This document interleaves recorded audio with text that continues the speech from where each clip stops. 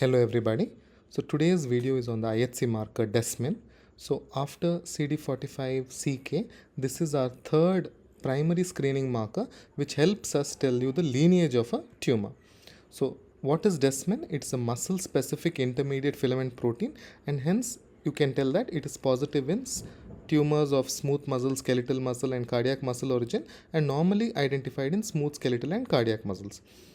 It has a cytoplasmic staining pattern, and it mainly helps us identify that it is a mesenchymal tumor.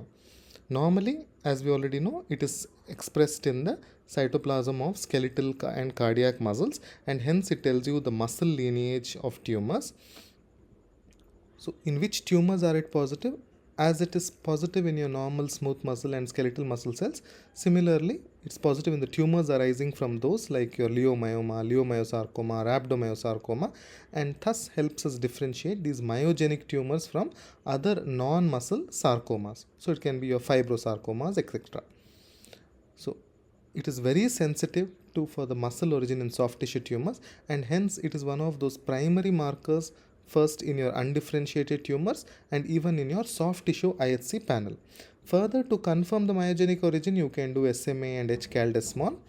It helps us exclude non-muscle tumors such as GIST and other sarcomas. So it helps in the tumor classification in mesenchymal tumors. Like all IHCs, sometimes we may see weak positivity in poorly differentiated muscle tumors or strong expression in some non-muscle tumors, and hence always when you're using IHC, morphology and clinical data is equally important. Finally, to tell you when you should use, so use Desmin when you're suspecting any tumor of myogenic origin. It is reported as positive or negative based on the cytoplasmic staining, and always combine with histomorphology and other markers when you're confirming your diagnosis.